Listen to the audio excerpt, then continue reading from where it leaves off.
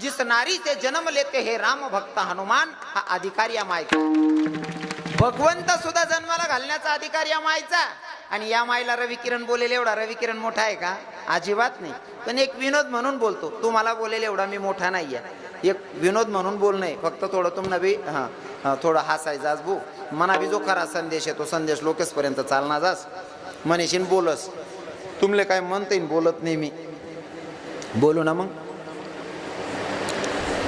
देखाव काका बोला म्हणे महाराज. म्हणजे मी तिथे लबाड बी बोललेच बिचारिले तरी सुद्धा राग नाही, तरी हसिले तीस. आई तुम्ही बोलता का 3 दिन जेवण ना टाया बटावणे तुम्ही. कारण त्याला माहिती आहे आमना कांदेस ना पोऱ्या आहे, आमनाच पोऱ्या आहे भाऊ. मायनी जोडे जर पोऱ्याने काकर बी मांग तरी माय बरोबर बाकर देस. कारण मायले लेकरुनी भाषा कडसतास आम्ही त्यास ना पोरगा आहे मालपट ऍक्सेप्ट करले तर त्या बोलेल. बरोबर आहे ना. मी एक विनोद म्हणेन बोलस त्यासले काय खरं थोडी बोलस. बोलू ना बहिणी म्हण. बाकीने बाया हा बोला महाराज. बाकीने बाया मन मन मन बोल बोल आमले माहिती तू नीचच आहे, तू बोलशी बोल.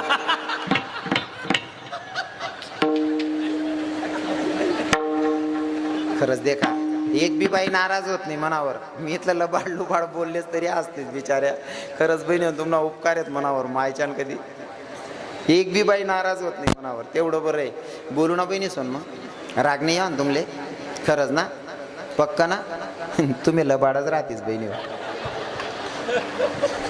एक नंबर लबाड जात राहाय मायन्या कधी.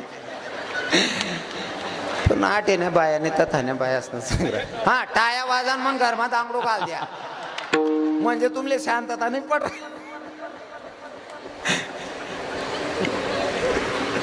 यसनी लबाडी गानास मा नवरीना बाप घोडे उना वाजा गैरत उना.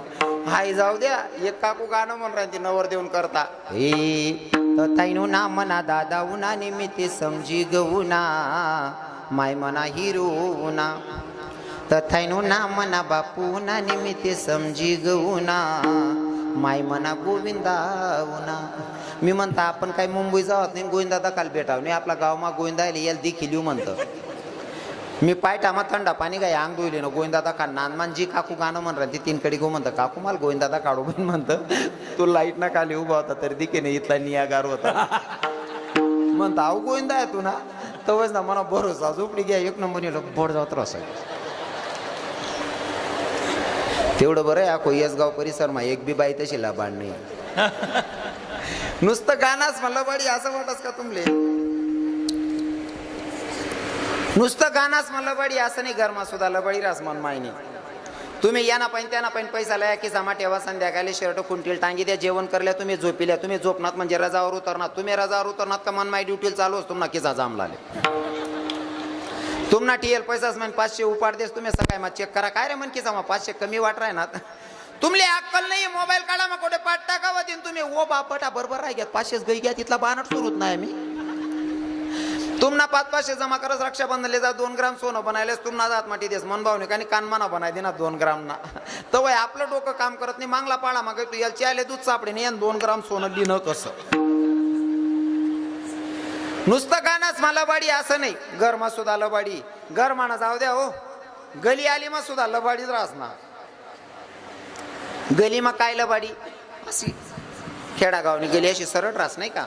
आणि ओटा मोक्या राहतस. या घरनं लेकरू 1-1.5 वर्षानं पोरग समोरला वट्टावर चढी घे आणि वट्टावर शी कर राहतं. आती घरनी मालकीने तर कमाय म्हणे एवढसा पोरे या पोऱ्याला काय उठाडू त्याला काय कळी राही ना म्हणे 1-1.5 वर्षाना लेकरूले म्हणे याला शी करले होते. आती बहीण कामधंदा आवराल घर मागूशी घे तोपर्यंत अहो पोऱ्या शी करीन उठीन त्यान घर मागूशी घ्या. मग त्या पोऱ्यान मायला सांगा म्हणे गो ताई तुमना पिंट्या आठे शी करी घ्या म्हणे. मायो म्हणे मन पिंट्या घर माकी राहणार तू एवढसा पोऱ्यावर बी आयलाच म्हणे. व ताई मी डोया गाय दक तुम्हाला पिंट्या शी करी घ्या तुम्ही दखिल्या म्हणे. दखालुनी वर एवढी बाई सांग राहिली खोटं बोलीन का. खोटं बोलीन का म्हणल्याला पाहिजे ना. दखालुनी म्हणतं पिंट्यान कर शी करेल का. दकीशनी सुद्धा सांगे मायव म्हणे मन पिंट्या का असा कलर ना आगस का हो म्हणे.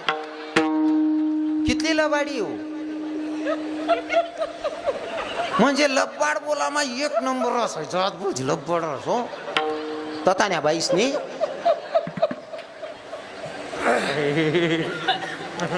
घर मालबाडी गली मालबाडी गानास मालबाडी. मग रडा मग कर रडती का बहीण तुम्ही. ते उजित लबाड रडती जागो. आणि रडामा इथली पटाईत जात रास ना कितला का वायबार म्हातारा मरेना अशी बारी बरी बरी रडस मन माय. हो, आणि तरुण बहिणींना सांगतो ताई सोन, जोपर्यंत आपल्या माया जिवंत आहेत, आपल्या सासवा जिवंत आहेत, तोपर्यंत शिकिल्या बरं रडा ना. कारण या म्हाताऱ्याच येते तो लगून रड नाही. आणि जी बाईल रडतायच ना तिनं बोलतं वजन राज शिकिल्या. जी बाईल रडतायच तिनं इथलं वजन राज ना काय लिहून ताट सर काय देऊ जिलपटीन ती दोयास करीन. आंघोळ करियो बाथरूम मायने घेऊ जिलपटीन ती दोयास करीन. आणि जी बहिणले रडता उन्हाने 3 दिनभर चाष्टी राहून कबोच्या दोय राहो रडणं शिकिल्या. आमना दोंडाचा मग प्राध्यापक मरणा. प्राध्यापकनी बायको प्राध्यापिका होती बाबा. प्राध्यापक मरणा बायको प्राध्यापिका. मॅडम नुसती पुंडी पुंडी रडे. गली आलीने बाया म्हणे मॅडम असं पुंडी पुंडी कितल्या बी रडण्यात ना आई लोकेशले पटणार नाही. सब्दे रडा म्हणे. आता मॅडम नवरान करता रडे. मग सर नाही करता आप्पाव व बाई माझा आप्पाव म्हणतो मॅडम रडू नको. लागे ते आप्पान तंगडील दोर बांधी एकला पेकी युजो पण तू रडू नको पण म्हणतो. हाय नवरान करता असं व बाई माझा आप्पाव म्हणतो. नको मॅडम तू रडूच नको. आप्पा शेल मी एकला शेल काय युसो आप्पाले पण तू रडू नको. हाय रडता सुद्धा यायला पाहिजे. हा हो, आणि जी बैल रडतायस ना महाराज असं वातावरण तयार करस का. कितला का नीच म्हातारा मरे ना असं बारी बरी बरी रडत. आणि रडा मा बिल्ला बाड रासायचा. आणि मी बाहेर ना काय सांगा ना मना गरमाना किस्सा आहे. असा गणपती दुर्गादेवी बसनात का मनचूल तांबले शिकाडे देखा रे. कोणा गरीब न कोऱ्या नाव नका लिजात बरं रे. लोके काय म्हणतील कोणा डिकरा आहे कोणा पोऱ्या आहे असं म्हणतील बरं रे. व्यवस्थित राहा ना कोणा नाव नाही लेवानं. मन चुलता आमले शिकाडे का मन चुलती रांता कोणता बी कामधंदा करता गरमा याराय मारे मन चुलता आले. बस करा भाऊ त्या पोरे दे नका शहाणपणाची काढा. तुम्ही काय किडा पाडेलेत मला चांगलं माहितीशी. मन चुलताना उंडूक निघू देणार नाही. मन चुलतीने आयुष्यभर उंडूक निघू देणार नाही. आणि जवळजवळ 95% या बहिणी उंडूक निघू देत नाही. तताने बाया आडेपट्या बहिणी चांगल्यात बिचाऱ्या. फक्त गलीमा राऊंड मारा चक्कर मारा. 100 गरेस माही 99 गरेस माही एक आवाज निघस. कांदा ने म्हणतो राई नो दुसरी राती ना काहीच नाही जाती. ओ बापरे लय जाऊ गडी हो महाराज. मना चुलताले मन चुलती डुकं निघू दे नाही. आणि नेमका चुलता मरणा म्हणा मन चुलती बट्या बाईस मग पुढे येईन बटणीन मग रडे म्हणा राम तुम्ही 2 शब्दे चावी बोली लेतात ना मना धनी. मी आज तरी उठाड देणं उठ म्हणता लब्बाड. तो जवळ चावी बोले तो त्यांना उंडूक निघू दे ना. ते मरी जायला चावी बोली लेतात ना. 1 नंबरने लब्बाड जात रासाई तथान्या बाईसनी.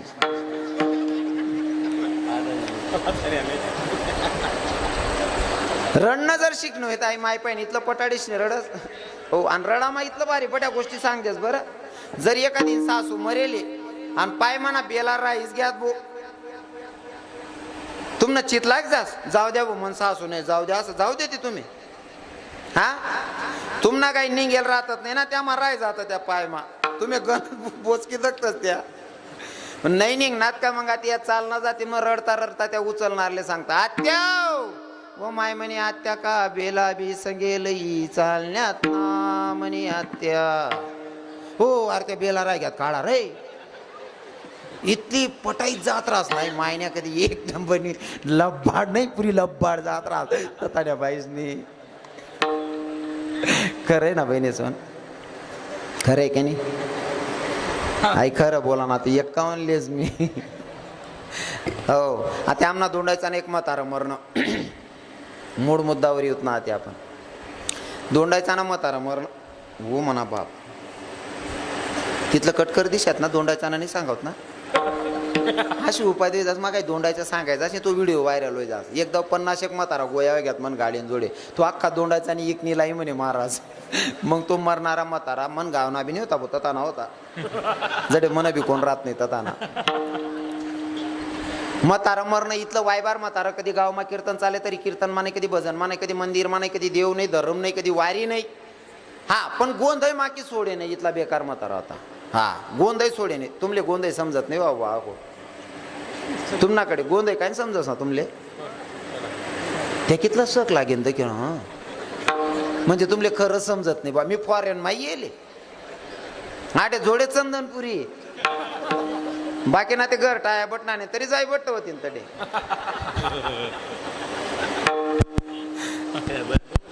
गोंधळ सोडे नाही म्हातारान बराजीतला नेता तेल राहताना खावा ना. माझा संदेश हा फक्त विनोद म्हणून ऐकू नका. जो मूळ संदेश आहे तो लक्षपूर्वक ऐका. जनावर कापून खातो आपण गोंधळ मध्ये, कोणत्याच देवाला मान्य नाही. ते कोणत्याच देवाला मान्य नाही. कारण आमचे भगवंत सांगतात ना, ममैवांशो जीव लोके जीव भूता सनातन मन षष्ठानी इंद्रियानी प्रकृती स्थानी कर्षती. भगवंत सांगतात गीतेमध्ये की भैया जन्माला येणारा प्रत्येक जीव माझा अंश आहे. मग आपण भगवंताची लेकरं आहोत. जे जन्माला आलेले जीव आहेत ते भगवंताची लेकरं आहेत. मग कोणती माय किंवा कोणता बाप लेकरांना कापायला सांगतो का? सांगतो का? अजिबात नाही. मग जो बाप कापायचं सांगत नाही त्याला तुम्ही कापसान तर तो बरं करीन का? 84 लक्ष येवणीमध्ये तुम्हालाही फिरायचंय, मलाही फिरायचंय, सगळ्यांना यायचंय. आज तुम्ही बकरं उलट करी कापीन खाय राहणार. मग त्या जन्मामा आपण जास होते, आपला कसा हाल होते? दुसऱ्याला त्रास तिथलाच जेवा ना, दुसऱ्याला त्रास तिथलाच द्या जिथला तुम्ही स्वतःसाठी सहन करू शकतोस, तिथलाच त्रास दुसऱ्याला द्या. कारण की आहे ना, कर्म असं द्विगुणित होऊन येतं बरं का. परत जसं दर्या खोऱ्यांमध्ये उभे राहिल्याच्या नंतर तुम्ही राम म्हणा, राम. दर्या खोऱ्या तुम्हाला 4 वेळेस म्हणतात राम राम राम राम. दर्या खोऱ्यास मग नाव द्या राधे. दर्या खोऱ्या आपल्याला रिपीट आवाज देतात राधे राधे राधे. तुम्ही दर्या खोऱ्यास मग जर म्हणा नीच, तर दर्या खोऱ्या आपले 4 धाव म्हणतात तूच रे नीच नीच नीच. तुम्ही जे पेरणार आहेत ते उगवणार आहे. जनावर कापून खासान, पुढचा जन्म तुम्हाला सुद्धा तोच लाभणार आहे. म्हणून आज दया करणं शिका. पण गोंधळमा खावा लोक आहे काही करतात नाही. पहिले तर माया हो तुम्हाला सांगेल. आमचे कीर्तनकार महाराज तुम्हाला म्हणतात आई माझी मायेचा सागर. तुम्हाला मायेचा सागर म्हणतात. आताही मायेचं चरित्र सांगायला सुरुवात केली. आमचे सगळे महाराज मंडळी तुमच्यासाठी एक कविता म्हणतील. आई माझी मायेचा सागर, दिला तिने जीवनाला आकार. आई माझी मायेचा सागर. तुम्हाला मायेचा सागर म्हणतात का बर? का म्हणतात मायेचा सागर? त्याचं कारण असं आहे, तुमचा मुलगा जर आजारी पडला ना, तुम्ही दिवसभर कितीही राबलेल्या असल्या तरी सुद्धा रातभर मग 4दा उठतीसनी पोऱ्याना अंग म्हणा ताप चेक करते. मायमन पोऱ्याना अंग जास्त त्याने गरमही घेईन.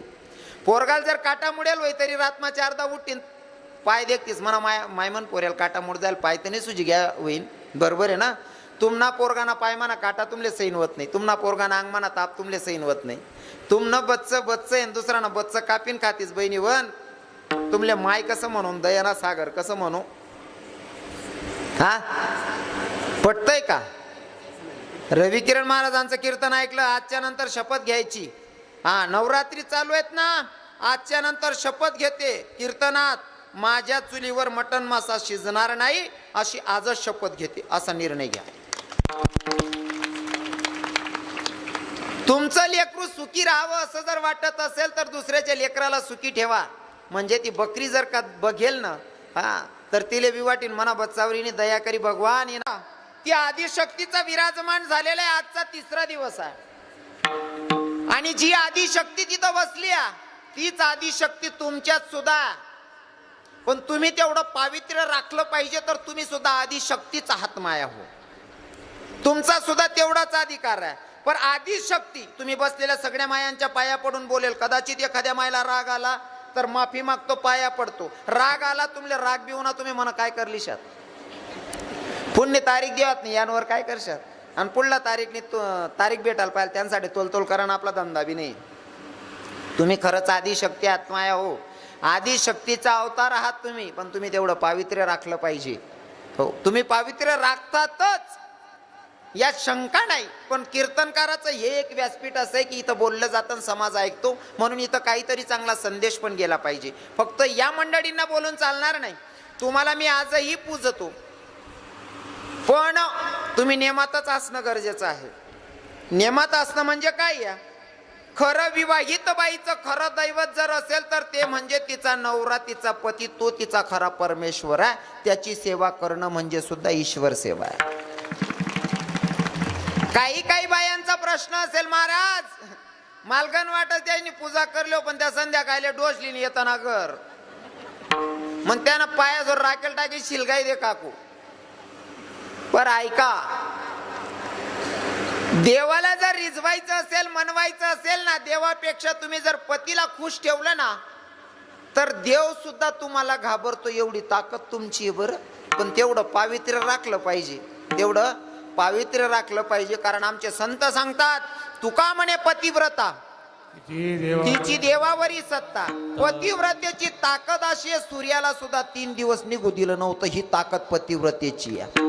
आणि ती ताकद तुमच्यात आहे. फक्त तुमचं पावित्र्य जाऊ देऊ नका. माझ्या मायची शपथ सांगतो, काहीच वाईट होणार नाही, पण पावित्र्य जाऊ देऊ नका. हा, असं कोणले विदकीन जर अशी पण ना, मग त्यामध्ये दाग लाग जास. अजिबात करा नाही तो धंदा. विठ्ठल विठ्ठल विठ्ठल विठ्ठल विठ्ठल विठ्ठल हरी विठ्ठल हरी विठ्ठल विठ्ठल विठ्ठल विठ्ठल.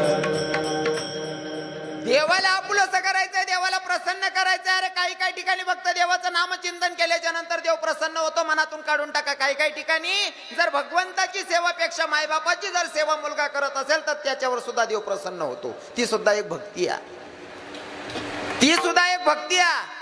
बाईनं पतीवरच एकनिष्ठ प्रेम करावं, ती सुद्धा एक भक्तीच आहे. त्या बाईवर सुद्धा भगवंत प्रसन्न होतो. लक्षपूर्वक आहे का? काही लोकांना पचणार नाही, पण मला सत्यता मांडायला आवडेल.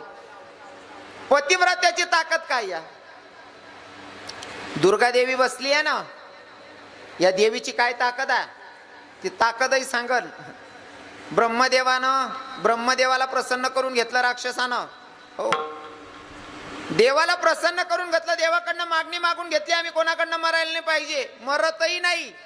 आणि जेव्हा त्या राक्षसाला मारत होते ना, एकाला मारत होते 21 होत होते. हा, सगळे देव थकले. माझ्या आदिशक्तीला सांगितलं, आता आमच्याकडे पर्याय संपले, आता तू काहीतरी कर म्हणले. हो, महाराज जेव्हा त्या राक्षसाचा वध करत होते ना, रक्त पडू देत नव्हती. कारण एक थेंब पडायचं तर 21 राक्षस तयार व्हायचे, रक्त पडू देत नाही. राक्षसांचा नाश करायची ताकद आदिशक्तीमध्ये आहे. तुम्ही आदिशक्ती आहात. तुमच्याकडे जर वाईट नजरेनं बघत असेल तर तो किती सुंदर असेल, तो तुमच्यासाठी राक्षस आहे. एवढं जर तुम्ही डोक्यात ठेवलं तरी तुम्ही आदिशक्ती आहात.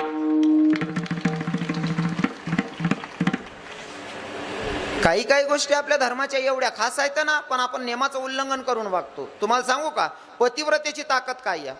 माया. हो, पहिले तर तुम्हाला बट्या बहिणीस ना बट्या मायास ना पाय पडस बरं, राग नका दर्जात म्हणून जरासं उदड बोलणं शे. हा, आणि तुमले सांगू का, जर गरमा एखादी पोर किंवा कोण बाई चुकावस ना, गरमाना बोलतस ना, गरमाना बोलणारच ना, राग नाही धरो. बाहेर नाही येईन बोल जाई, त्यापेक्षा घरना बोल रहा ना, त्यावर समजी जाऊ. बरोबर आहे का नाही? तसा मी तुम्हाला काना देश ना पोर आहे, तुम्हाला भाऊ आहे, तुम्हाला पोर आहे, मी गरमा बोल रहा ना. दुसरा कोण तुमले बोली त्यांना मुजड पोट टाकसू मी. हा, मग पतिव्रतेची ताकद सांगतो. लक्षपूर्वक आहे का? 2 बहिणी होत्या. शंडल्याची कथा माहिती असेल, माहिती असेल तुम्हाला. माहिती आहे का नाही? नाही माहिती? 2 बहिणी होत्या, एक पतिव्रता आणि एक होती संन्यासी, साध्वी होती. दोघं बहिणी जंगलामध्ये राहत होत्या. दोघं बहिणी जंगलात राहत होत्या. आता एकाची कुटिया होती वेगळी, दुसरीची तिला लागूनच होती. आता जिचं लग्न झालं होतं ती होती पतिव्रता, ती फक्त पतीवर प्रेम करायची, तिची कुटिया. आणि बाजूमध्ये जी साध्वी होती, जिने लग्नच नव्हतं केलेलं, तिची कुटिया होती. पण अग्नीने स्पर्श केला, अग्नी लागला. आता ती पतिव्रतेची कुटिया जळत नव्हती, पण जी साध्वी होती ना, जी संन्यासी होती ना, तिची कुटिया जळत होती. त्या संन्यासीनं त्या विवाहित बहिणीला विचारलं, का ग ताई, तुला तरी पुरुषाचा स्पर्श, मला तर पुरुषाचा स्पर्श सुद्धा नाही आहे, तरी माझी कुटिया जळते आणि तुझ्या कुटियाला अग्नी स्पर्श सुद्धा करत नाही.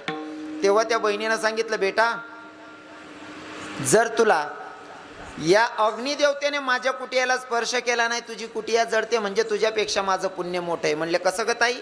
अगं बाई, स्त्री जातीनं साध्वी राहण्यापेक्षा विवाहित राहावं, पण विवाह करावा, पण पतीशी एक निष्ठ राहावं.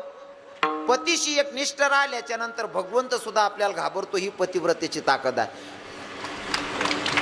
त्या साध्वीने सांगितलं, जर असं असेल तर मलाही पतिव्रता व्हायचंय, मलाही पतिव्रता व्हायचंय. त्याच्यासाठी काय करावं लागेल? म्हणले, सोमवारचं व्रत करावं लागेल. श्रावण सोमवार पासून सुरुवात करायची आहे आणि शेवटच्या सोमवारी महादेवाच्या मंदिरावर जायचं, बेलपत्र व्हायची, महादेवाची पूजा करायची. उतरत असताना पहाटेच मंदिरातून खाली उतरत असताना जो पहिला पुरुष भेटेल त्याच्या गळ्यात माळ घालायची, त्याच्यासोबत लग्न करायचं. आता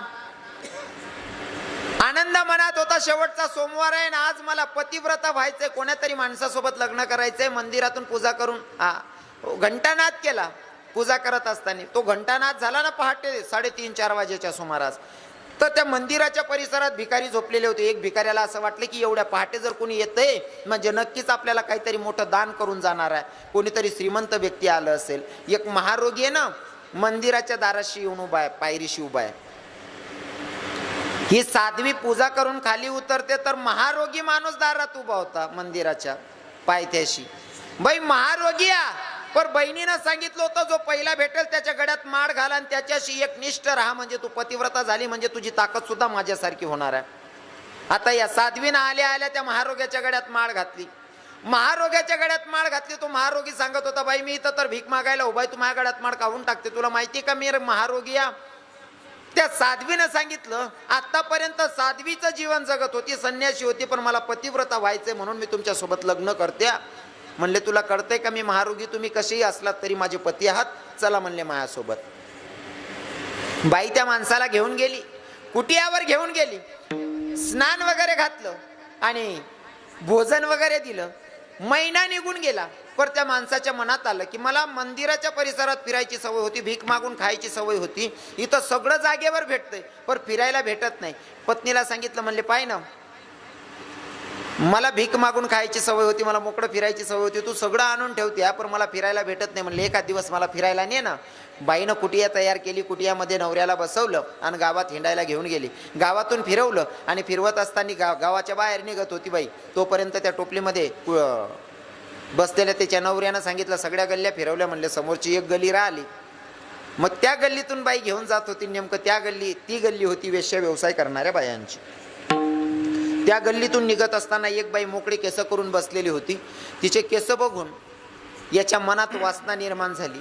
हा आला, कुटियावर बसला, नर्वस होता, नाराज होता. बाई म्हणते, का हो तुमच्या मनासारखं झालं, तुम्हाला सगळं फिरवून आणलं तरी तुम्ही नाराज आहात, नर्वस आहात, काय कारण आहे. त्यानं सांगितलं, बाई सगळं फिरवलं ग तू मला, पण ज्या गल्लीत नेलं ना शेवटचं लास्ट मध्ये, ती बाई केवढी सुंदर होती, फक्त माझी इच्छा अशी की मला तिच्या जवळ तू एकदा घेऊन गेलं पाहिजे. बाई म्हणते, बाई महारोग्यासोबत लग्न केलं, पतिव्रता होण्यासाठी लग्न केलं आणि महारोगी या, तरी याच्या मनामध्ये विचार किती घाण आहेत, पण मनात एकच होतं मला पतिव्रता व्हायचंय, नवऱ्याला दुखवायचंच नाही.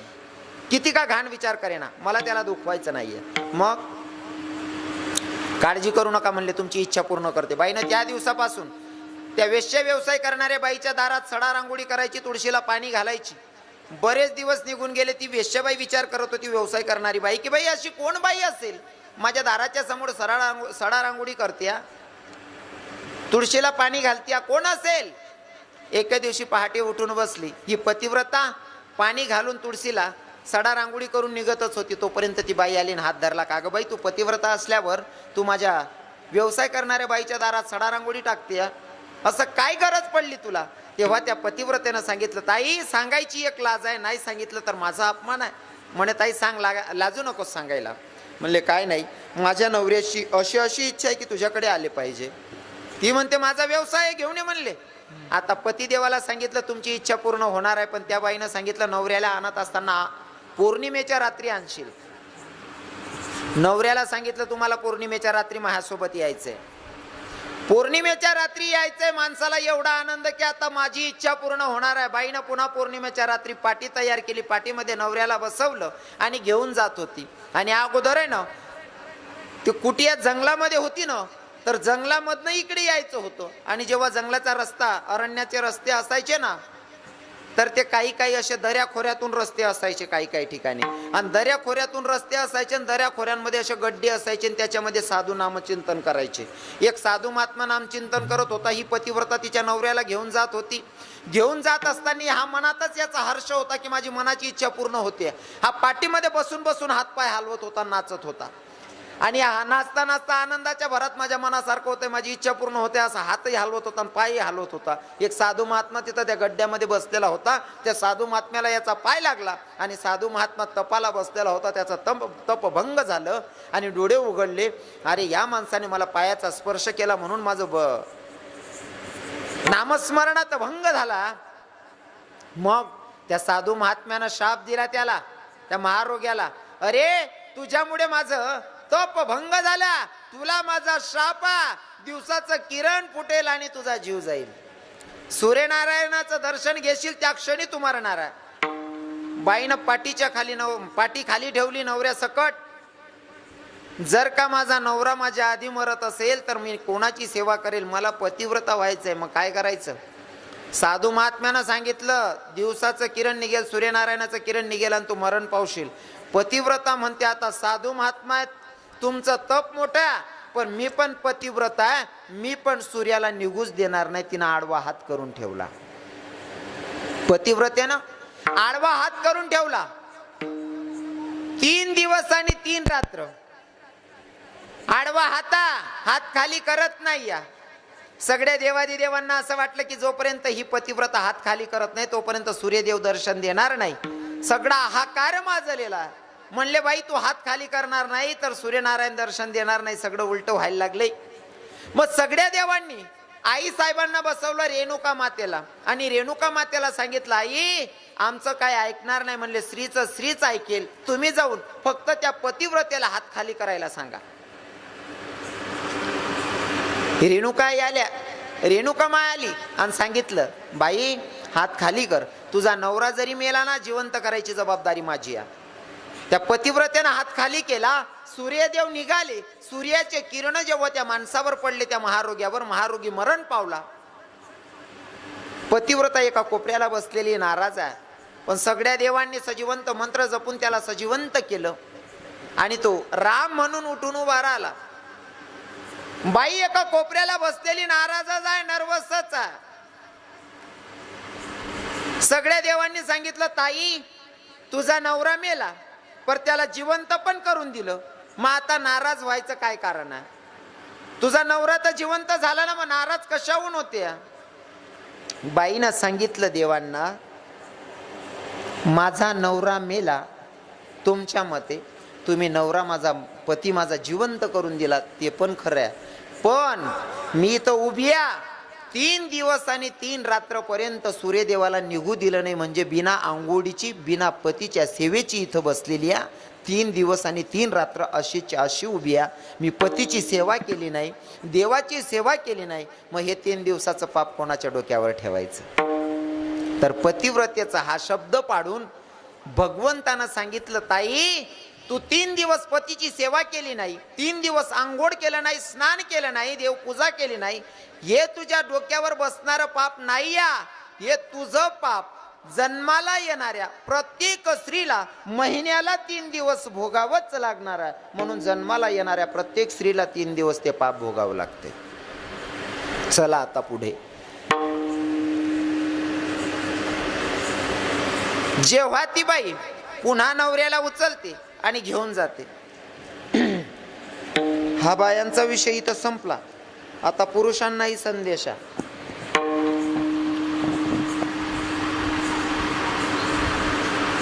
त्या बाईनं पतिव्रतेनं पतीला बसवलं, घेऊन गेली त्या बाईकडे.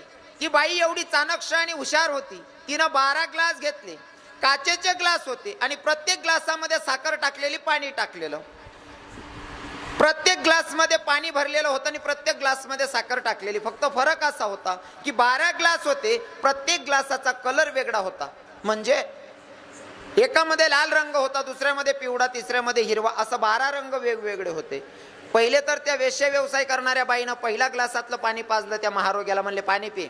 पिवळा कलर होता. म्हणे पाणी कसं लागलं? म्हणले गोड. म्हणले अहो हिरवा कलर पी देख. म्हणे कसं आहे? म्हणे गोड. लाल पी देख. म्हणे कसं आहे? म्हणे गोड. काढत चप्पलने दिना कान पडामा. कलर जसा वेगळा आहे ना, पाण्याचा कलर तुला दिसताना वेगळा दिसतोय नालायका, पण स्वाद आमच्या पाण्याचा गोडच आहे. माझा फक्त केला इशारा जाता जाता होता. ज्यांना कळलं त्यांना कळलं असेल, बाकी नसले समजणं आणि त्याने सोड द्या. म्हणून आपली भक्ती करत असताना पहिले तर आपलं अंतकरण शुद्ध असलं पाहिजे, नाही का? हो. आणि मग जर आपलं अंतकरण शुद्ध असेल तर भगवंत आपल्यापर्यंत पोहोचायला अजिबात वेळ वाया जाऊ देत नाही आणि पोहोचल्याशिवाय राहत नाही. पण पोहोचण्याच्यासाठी या नियमाचं पालन करावं लागेल. आणि पहिला नियम तो म्हणजे भगवंताचं नामचिंतन. या त्या जागावर बटाटले भजन करा सांगतो. कोणी कोणी करा मग भजन? हा भजन कोणी करा? आडे भजन म्हणान सांगा ना, आडे म्हणतात नाही आता आडे बराच बाबा बसेलेत बिचारा, टोपीवाला बाबा कीर्तनमाई बसेलेत. मला गैर आनंद होईरा ना, नाही ते बऱ्याच ठिकाणी म्हातारा बी कीर्तनमाई येतात नाही. हो आडे भजन म्हणान सांगू म्हणतात नाही. एक स्टँडवर 75 वरीसना म्हातारा गाणं म्हण राहता. आडेनं वातावरण चांगलं दिकी ना तुमच्याकडे म्हातारा कीर्तन लिहि बसेल जातात. स्टँडवर एक म्हातारा भेटणं 75 वरीसना म्हातारा गाणं म्हण राहतं.